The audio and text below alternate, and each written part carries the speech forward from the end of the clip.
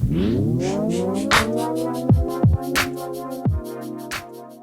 back to C.O.R Academy. I'm Sarge. Thanks for stopping by and checking out today's episode. Today we're focusing on the importance of a patient whistle and respecting your partner's primary coverage areas. So we've all experienced that in-game experience of a partner making a call in your primary coverage area. Something about this gets under my skin because a lot of the times this has a lot to do with individuals that are ball watching, don't have a patient whistle, or don't trust you.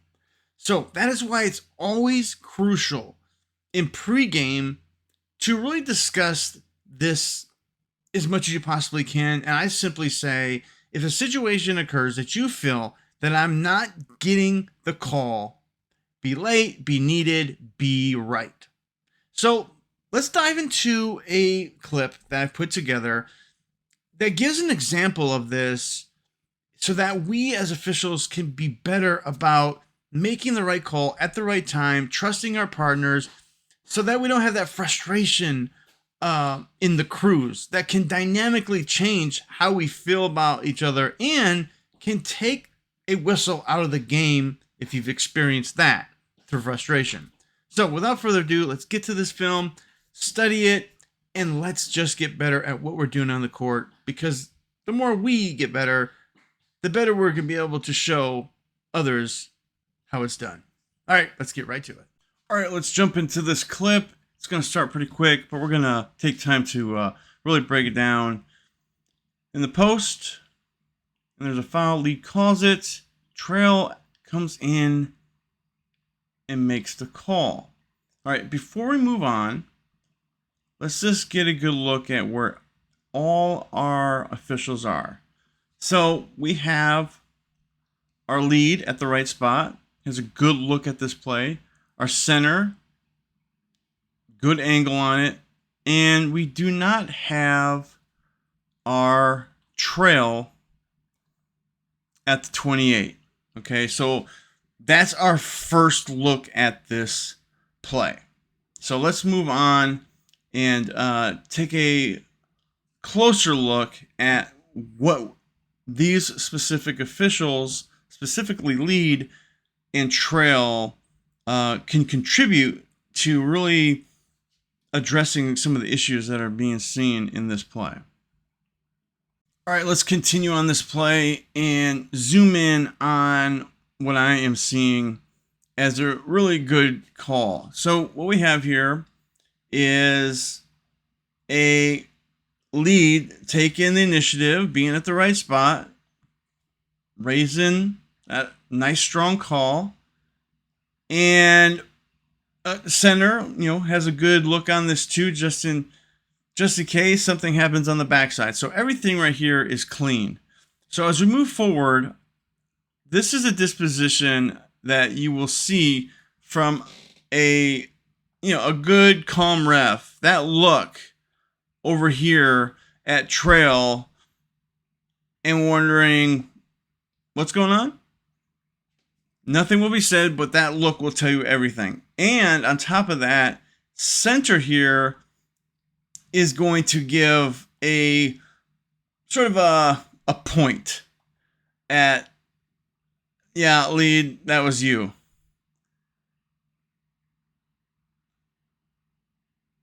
Okay, so now we've established that this is definitely going to be lead's call.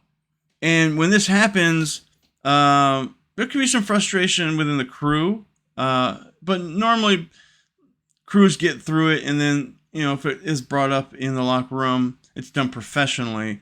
But always remember, and we're going to keep saying this, be late, be needed, and be right. All right, so moving on here, let's look at the bigger picture here and say, where's Trail? Trail is nowhere to be seen. And this may be another reason why this official is giving that look. Because where are we supposed to be? 28. If we want to be involved in this play, We want to be at the 28 and engage. We want to step down and be a part of that competitive matchup if you want to make this call. My gut feeling is if that trail is down and being a part of it, maybe the lead would feel better about it. Simply because if we go back here a little bit, if the center and the trail are a part of this, and center's not going to do anything. He could because he can see it, but that's the discipline of staying in your primary. If the trail, again, if the trail is going to come down and be a part of this, absolutely could see in this play. So maybe this is what this official, not at the 28, is taking into consideration and thinking maybe that this specific player in red is blocking the lead from seeing it. This is just both sides of the coin. But the reality here is this is not going to be trail's call. So let's take some time and just look at the book to really zero in and confirm what we are looking at here, so that we can have all the information to make even a better decision down the road with a confirmation from the book. All right, let's do it. All right, let's jump into this Crew of 3 5.3 court coverage. So I've laid out in this diagram where the players are, the lead and the trail, and I'm not going to go through and read the whole trail responsibility and lead responsibility. If you have a book, this is where you're going to go to see it.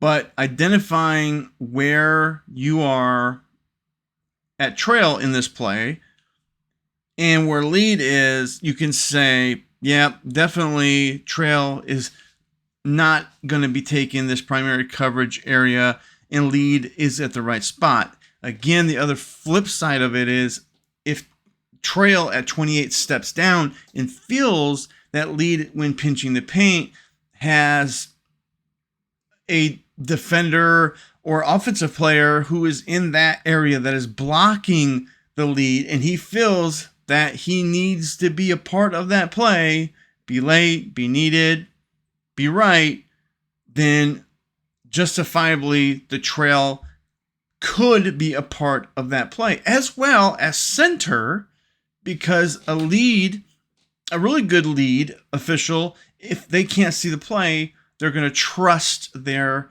crew to make that specific play. So this is the layout for a 5.3 court coverage regarding this specific play. Now let's move on to the next topic here, and that is double whistle. Okay, let's look at handling double whistles. Again, I've laid out where the competitive matchup is and where our trail and lead have established in this specific play double whistle. First and foremost, let's get right to it. Be late, be needed, be right. In this situation, double whistle, strong hand goes up for the foul. What are we going to do? Eye contact with each other. All right. And we're going to quickly go through our 1, 2, 3, 4s. Okay. We're going to understand where that play originated from. It's going to be in the lead.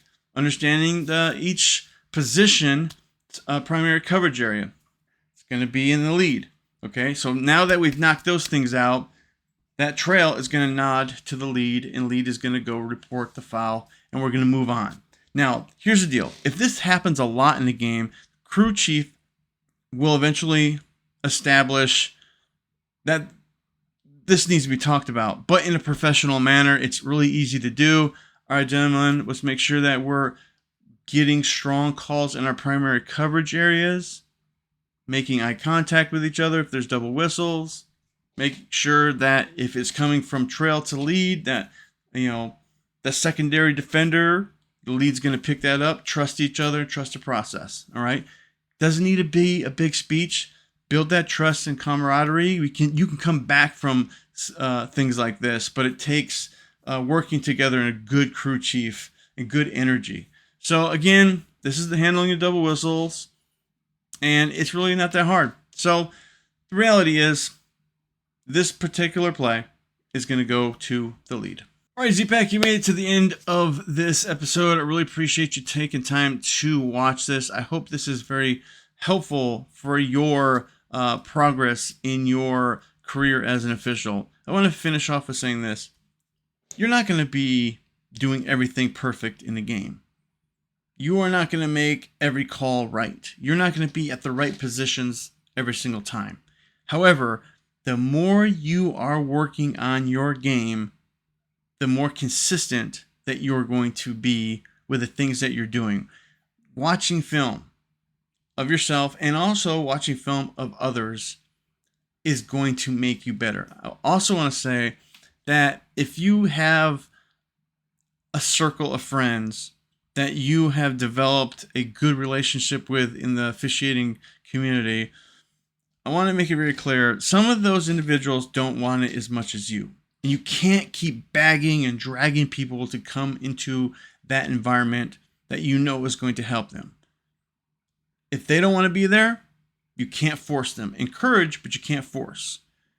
So, sharing this episode and maybe getting them excited about the season that's coming up, and maybe asking some questions about what they feel about this can start that process. But you can't force people to the well. Other than that, thank you for stopping by. I appreciate it. And most importantly, keep focused, keep dedicated, and be ready when the season comes physically, mentally, and for some of you, spiritually. Have a good one, everybody.